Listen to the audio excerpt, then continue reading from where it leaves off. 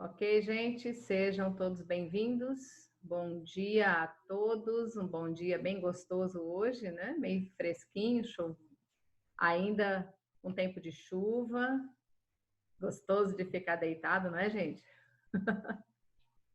Mas eu vou rever ali só essa parte de discurso direto, vou revisar com vocês, para vocês responderem as questões que nós passamos como aula programada para a próxima semana. Essa semana vocês não tiveram as tarefas e eu só gostaria de perguntar para vocês, antes de começar a aula, se todos já conseguiram enviar as provas e as tarefas referentes ao primeiro bimestre. Se todos vocês enviaram, me deem um joinha ali. Eu tenho recebido.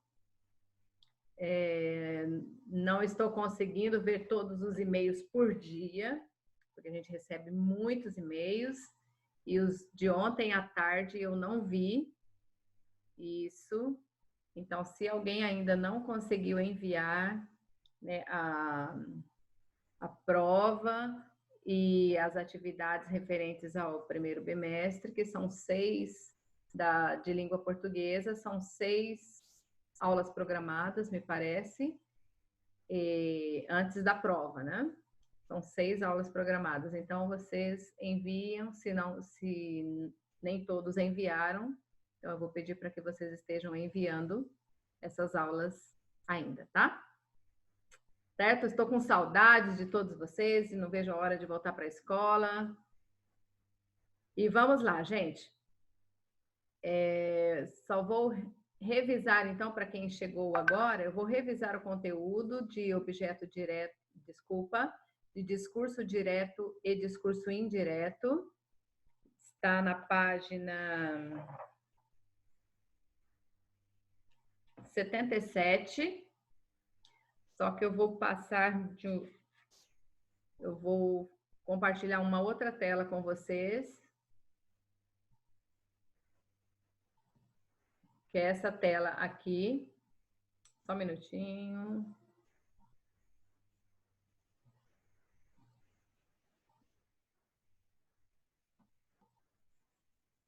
Isso.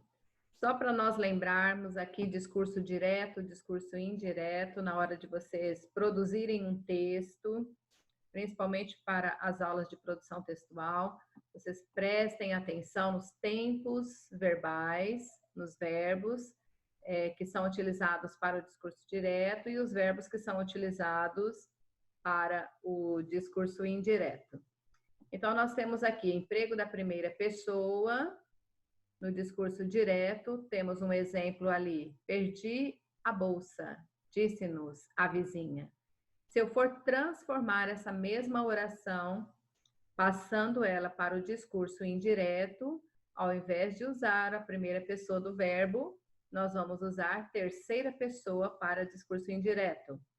A vizinha disse-nos que perdera a bolsa. Existem outras formas de nós estarmos reescrevendo, mas com o mesmo significado, tá? Então, aqui a vizinha disse-nos que perdera a bolsa, que tinha perdido a bolsa, né? Nós podemos falar assim também. Perdera, que o verbo está no pretérito mais que perfeito, e é um tempo não tão utilizado para a nossa linguagem do dia a dia, mas para a linguagem escrita, correto?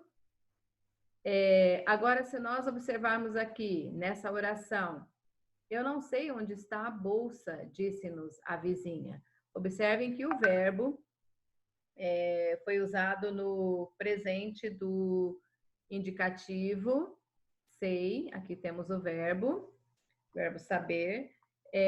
Passando essa oração para o discurso indireto, a vizinha disse que não sabia onde estava a bolsa. Aqui nós já usamos o verbo no pretérito imperfeito, sabia, ok? Quando eu uso o discurso direto nessa oração aqui, para transformá-la para o discurso indireto, nós vamos utilizar o verbo no pretérito imperfeito, ok?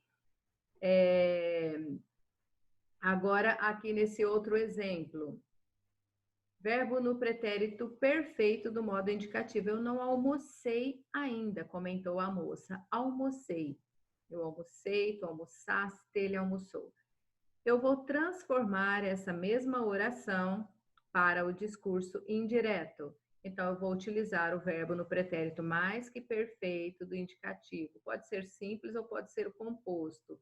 Pode ser no simples, aqui a moça comentou que não almoçara. É claro que nós não vamos estar falando dessa forma, mas nós vamos dizer, a moça comentou que não tinha almoçado. Temos o mesmo significado, mas uma linguagem mais utilizada. Correto? Então, ali nós temos pretérito mais que perfeito, no modo simples ou no modo composto, ok? Quando nós utilizarmos agora na oração logo abaixo, esse verbo no modo imperativo. Vocês lembram o modo imperativo? Usamos o modo imperativo para fazer pedido, para dar ordens, ok? Então, aqui nós temos um exemplo com o verbo no imperativo. Chegue cedo, por favor, pediu a mãe. Chegue. Chega tu, chega você, certo? Aí nós vamos transformar essa mesma oração para o discurso indireto. Eu vou usar o pretérito imperfeito, mas aqui do modo subjuntivo. Se eu usei o modo imperativo no discurso direto, eu vou usar o pretérito imperfeito do subjuntivo para o discurso indireto. A mãe pediu que chegasse cedo. Então, aqui o chegasse, nós temos um verbo no modo pretérito imperfeito do modo subjuntivo. Ok? Agora, nós temos ali o último exemplo. Quando você utilizar no discurso direto pronomes demonstrativos, numa maior proximidade ali, como temos o exemplo, este é um grande dia, afirmou o diretor da empresa. Este. Então, aqui nós temos o pronome demonstrativo. Ao passar para o discurso indireto, vou usar um pronome demonstrativo com uma menor proximidade, próximo a você, claro. O diretor da empresa afirmou que aquele era um grande dia, ou seja, aqui eu vou usar primeira pessoa e aqui eu vou usar terceira pessoa, tá? Dos pronomes demonstrativos.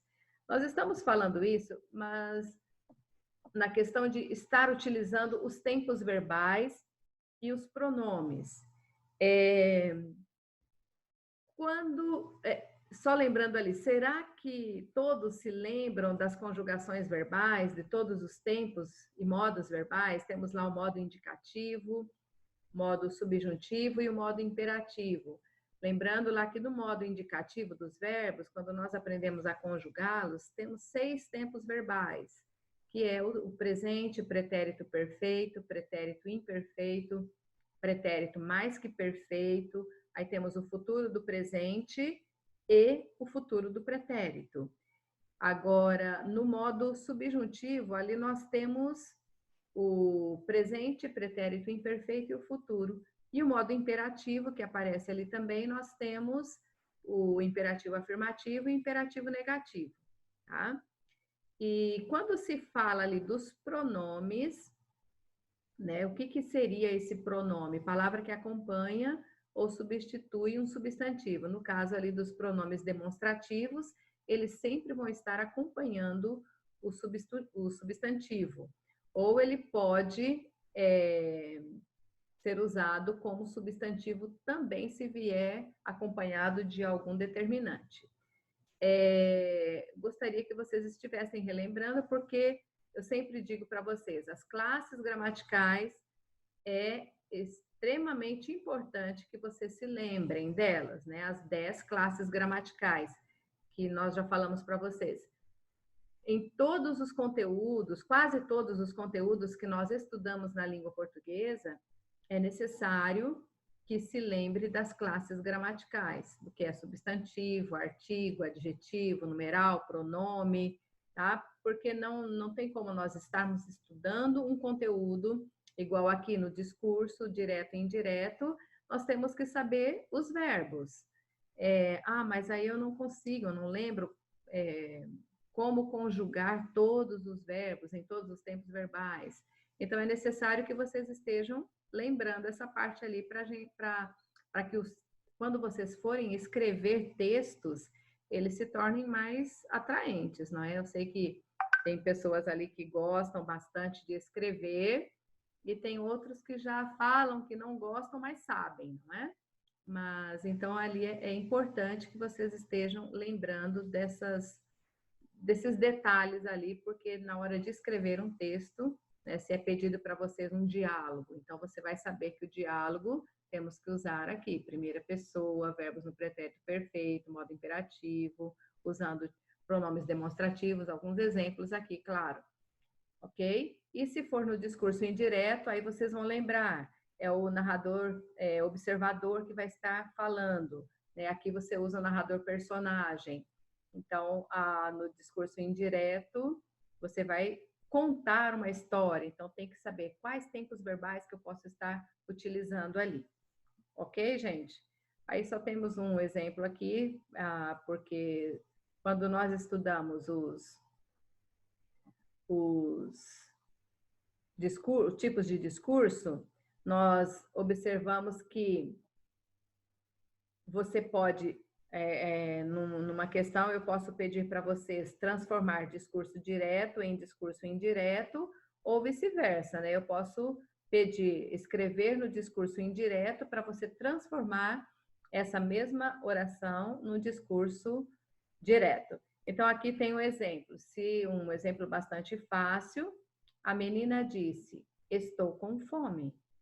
Para eu transformar isso daqui em discurso indireto, a menina disse que estava com fome. Observem os verbos, aqui foi usado presente e aqui pretérito imperfeito, ok?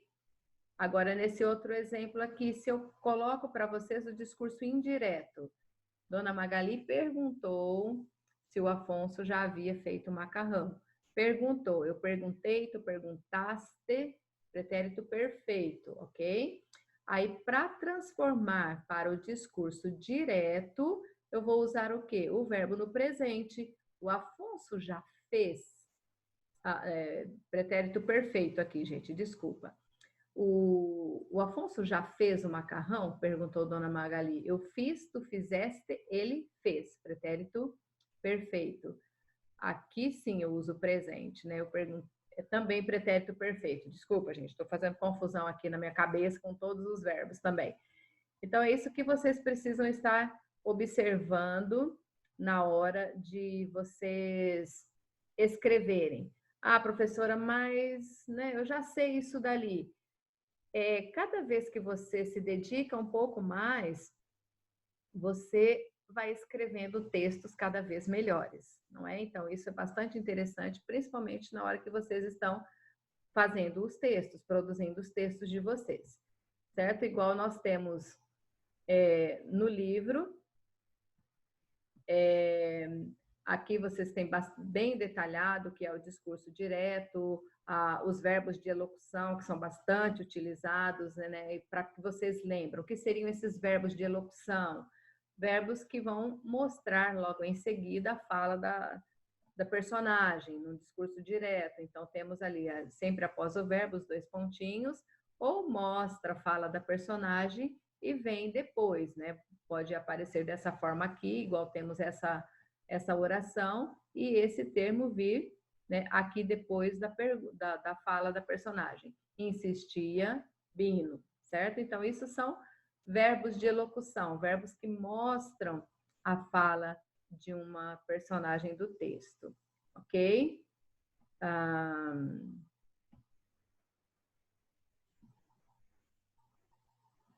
Agora, ali na outra página, eu estou explicando novamente isso daqui, gente, porque vocês vão fazer para mim essa tarefa. Vocês precisam, nós vamos estar corrigindo isso daqui para nós logo terminarmos essa apostila, que já começou o segundo bimestre, né? E aí eu acredito que vocês também devam ir buscar esse material lá na escola. E aqui tem tudo aquilo que eu expliquei para vocês naquele quadrinho. Aqui vocês têm também o discurso direto e o discurso indireto e os tempos verbais. E os tempos verbais. Está aparecendo eu não sei se vocês veem o que está aparecendo aqui. Não sei como tira isso. Desde ontem está aparecendo essa parte na tela aqui do meu computador, tá? Aqui vocês têm quais são os tempos verbais do discurso direto e os tempos verbais para o discurso indireto. O que não apareceu na minha tela ali foram os pronomes pessoais e os possessivos. O demonstrativo foi colocado para vocês. Então, gente, antes de vocês, né, responderem as questões aqui desse conteúdo, eu gostaria que vocês estivessem lembrando dos tempos verbais, dos verbos.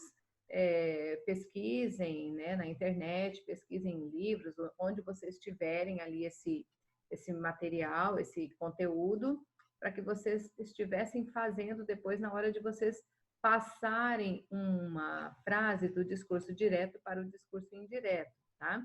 Lembrem do que são, de todos os verbos ali, dos tempos e modos verbais, lembram dos pronomes, né? Aqui são usados 3 tipos, os pronomes, quais são os pronomes pessoais, quais são os pronomes possessivos, quais são os pronomes demonstrativos e advérbio, né? O que seria o advérbio também?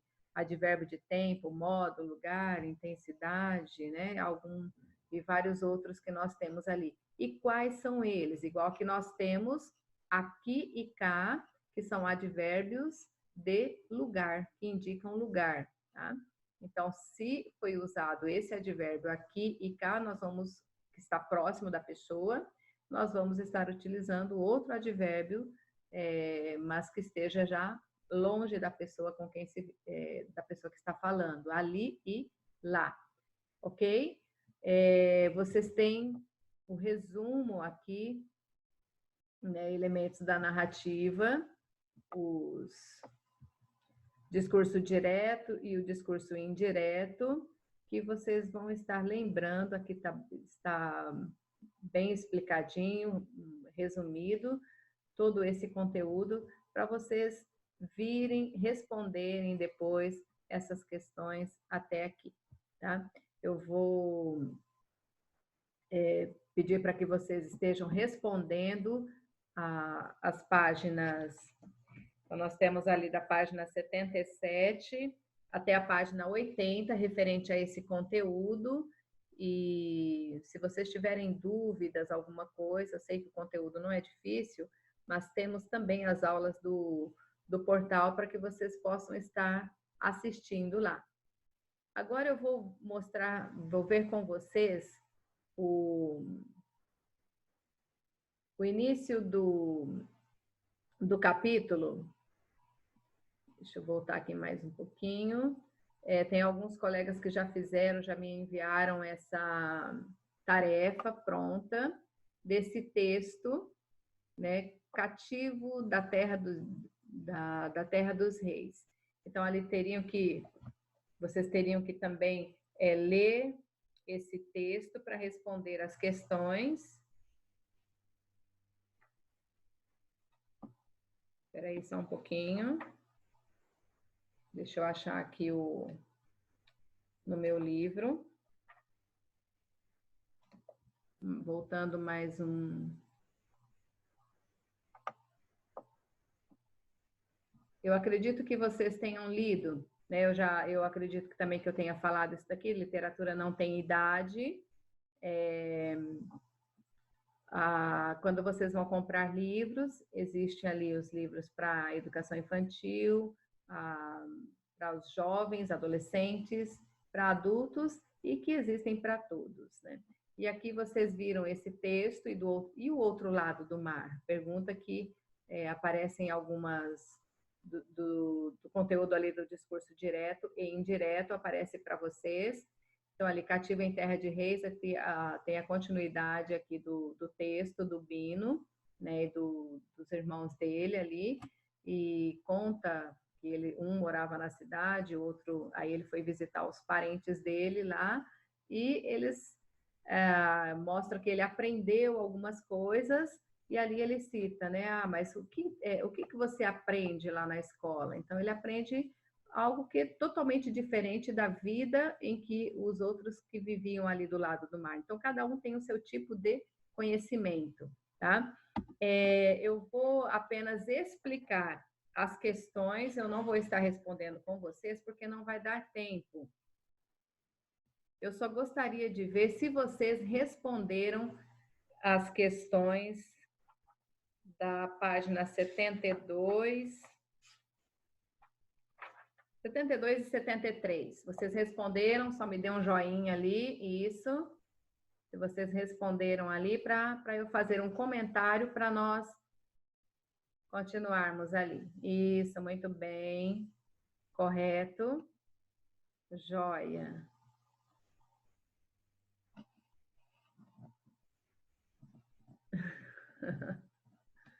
O Natan, você está falando ali que está aparecendo aquela telinha que aparece na minha tela ali, começou a aparecer ontem e eu não consigo tirar aquela tela dali, tá? Então, gente, ali na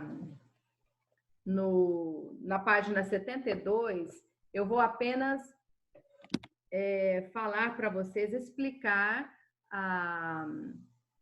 as respostas daquelas perguntas ali, porque não vai dar tempo de eu responder todas, então eu vou apenas explicar para ver se está de acordo com o que vocês responderam, certo?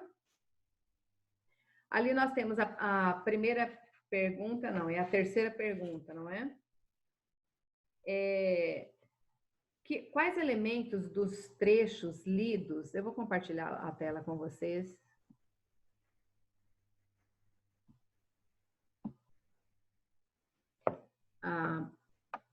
Essa número aqui, a número 3, essa pergunta aqui. Quais elementos dos trechos lidos da história estão apresentados na capa da editora Alfagarra, né? Então, ali na capa da editora, então aparecem os pés de duas pessoas que estão caminhando pela praia, né? E a paisagem litorânea ali, que temos o mar, temos areia, espumas, ondas, né? Então, deixa claro onde será o ambiente da história que foi contado ali, né? Então, é isso que a resposta seria para essa questão de número 3. Agora, ali a número 4. Vamos continuar ali. Nos livros infanto-juvenis, as ilustrações, normalmente, elas têm uma função fundamental ali. Levando em conta as ilustrações que você viu nos trechos lidos, feitas por Renato Alarcão, que é o autor das capas ali, explique qual é a importância delas para o texto. Então, qual a importância de alguém representar o texto nas imagens, né? Essas ilustrações, elas relacionam de uma forma bem intensa com os textos escritos, porque senão não teria como você fazer uma ilustração de algo que não tem nada a ver, não é? Retratando diretamente partes de dentro do texto, né, de onde será, à medida que você está lendo, você consegue identificar aquela imagem, qual parte do texto foi mostrado ali naquela imagem. Então, torna o livro em si mais atrativo, porque às vezes nós compramos um livro mais pela capa do que pelo conteúdo, né? A gente se interessa pela capa, às vezes não é tão interessante o conteúdo, mas muitas vezes a gente acaba adquirindo livros assim. Então, é bastante importante que eles façam uma capa chamativa, principalmente para crianças, não é? Então, ali na número 5 agora. Como é possível caracterizar a personagem Bino, que é a personagem principal ali da história, não? Quais os traços da sua personalidade que são mais marcantes. Então ali o Bino, ele se mostra bastante prestativo e auxilia, né, também os pescadores ali que estão ali no mar. É um menino bastante curioso, ele se espanta, né, com os mistérios do mar e ele está sempre interrogando os outros e ele busca também conhecer histórias das coisas que ele não consegue ver, por isso o título do texto. E do outro lado do mar, né? O que é que há do outro lado do mar? Como diz o amigo dele, o Dilson, né? Bino tem mania de ficar pensando o tempo todo. Então, aqui a resposta a essa questão são as características de quem seria o Bino. E na número 6, então, nós temos ali, na primeira parte do texto, há um diálogo entre o Bino e o Dilson, com reflexões relacionadas a elementos do cotidiano deles. E, em síntese, né, do que eles tratam, do que eles estão falando ali. As inquietações e as reflexões desses dois jovens se baseiam naquilo que eles vivem e veem em seu cotidiano. Então, baseia-se naquilo que eles vivem e naquilo que eles veem no dia a dia da vida deles. As perguntas deles sempre estão ligadas ao mar, aos mistérios que guarda ali dentro do mar, a praia, a pesca, a vila. Então, ali a gente percebe também algumas dificuldades econômicas, né? Já que o fato de se ter um barco com motor é tratado como uma festa, né? Ele fala lá dentro do texto uma festança, porque não é algo barato também. Ainda os contrastes entre a vila e a cidade grande, do outro lado, né? A pesca e o estudo que eles falam ali para ser doutor. Eles precisam sair dali do mar, da vila que tem dos pescadores ali no mar, para ir para uma cidade grande. Então, eles imaginam que estudando seriam doutores ali.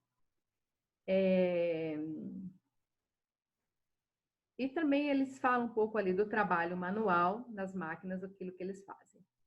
Então, agora aqui na número 7, quando Dilson e Bino conversam sobre estrelas, como este último, consegue se lembrar da palavra cristal, que ele entende ser uma estrela da Terra, né? Então, para ele se lembrar da palavra cristal, ele relaciona outras palavras que ele conhece, de sonoridade semelhante a essa, né? Que ele fala da crista e ele fala de Cristo. Então, aí ele lembra da palavra cristal, correto?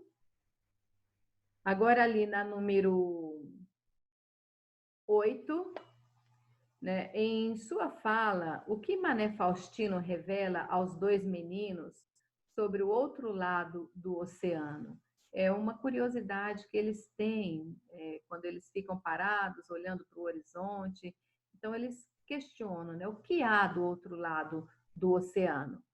Então, ali eles revelam histórias ligadas ao tráfico negreiro, ao tráfico dos escravos e ao passado da escravidão do Brasil, né? Assim como as características dos povos africanos, como havia os reis, né? O que eles faziam, suas formas de organização social e os modos de trabalho também. Então, ali eles contam aquilo que eles estudaram na escola e o que alguns ali talvez ainda não saibam, né? Que houve, além do mar, a escravidão, que os escravos vieram, né, pelo mar de outras, nós sabemos ali da África até o Brasil, aqui para trabalhar como escravos. E a número 9, com base na leitura, como é possível interpretar a curiosidade de Bino sobre os mistérios do outro lado do oceano? Ela é apenas curiosidade comum de um garoto ou parece ter relação com algo mais profundo na vida da personagem? Então, ali, através da leitura, nós podemos entender que essa curiosidade que o menino tem é algo aparentemente alguma coisa assim banal, alguma coisa sem tanta importância, né? E ligado às práticas do cotidiano dele. E representa ali uma busca profunda por suas heranças e as suas raízes, isso na ética, étnicas e culturais, tá? Então ali é mais ou menos isso que ele está buscando aqui, tá? Gente, eu vou parar aqui nessa parte e vou corrigir depois com vocês o conteúdo do discurso direto e indireto. E agora eu vou deixar abrir um momento para que vocês estejam fazendo perguntas, questionando, se tem alguma coisa que vocês não entenderam. Eu sei que as respostas das questões, eu acredito que nem todos tenham conseguido ver, mas se vocês responderam, puderam observar se estão corretas ou não, tá? Agora